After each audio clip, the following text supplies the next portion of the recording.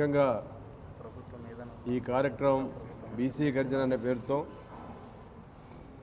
రేపు అనంతపురం జిల్లాలో జరగబోతున్న కార్యక్రమం ఈ 2 సంవత్సరాలలో బీసీలపై జరిగిన దాడులు కావచ్చు, వివిధ రకాల ఇబ్బందులు కావచ్చు, సంబంధం లేని వాటి కేసుల్లో ఇరికిచ్చి జైళ్లకు పంపడం కావచ్చు, చాలామంది మీద దాడి చేసి ఎన్ని కుటుంబాలను వీధ పడే పరిస్థితి కల్పించిన విషయాల మీద కావచ్చు. ఈ బీసీ గర్జన కార్యక్రమం అనంతపురం జిల్లా నుంచి మొదలు పెట్టారంటే ఇది తెలుగుదేశం పతనానికి మొట్టమొదటి మెట్టు అని కూడా ఈ సభాముఖంగా తెలియజేస్తున్నా. అనంతపురంలో స్టార్ట్ చేసిన ఏ ఉద్యమాలు కూడా సక్సెస్ఫుల్గా ముందుకు పోతున్నాయి. గతంలో మనం ఎన్నో ఉదాహరణలు దాన్ని చూసుకోవచ్చు.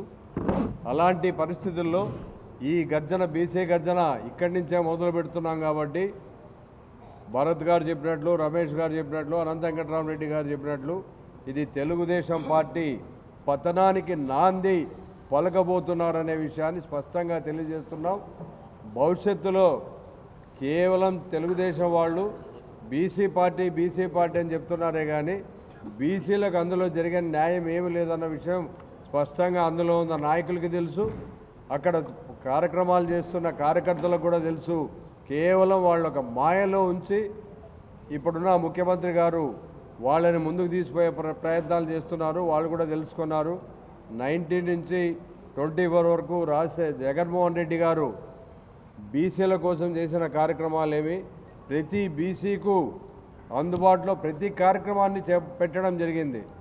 ఈరోజు ఎంతోమంది చదువుతున్న బీసీ విద్యార్థుల భవిష్యత్తు కూడా బీసీ, ఎస్సీ, ఎస్టీ మైనార్టీ కావచ్చు, వాళ్ళ భవిష్యత్తు కూడా ఆలోచన చేయకుండా 9 ఇన్స్టాల్మెంట్లు ఈ పొద్దుడికి ఎడ్యుకేషన్ ఇన్స్టిట్యూషన్లో పెండింగ్ పెట్టడం వల్ల చాలామంది పేదరికంలో ఉన్న బీసీలు కావచ్చు, ఎస్సీలు, ఎస్టీలు కావచ్చు కాలేజీలకు పోలేని పరిస్థితి, మధ్యలోనే మానుకునే పరిస్థితి. అంటే మరి వీళ్ళు బీసీ పార్టీలు అయితే వాళ్ళందరి కష్టసుఖాలు చూడాల్సిన అవసరం లేదా?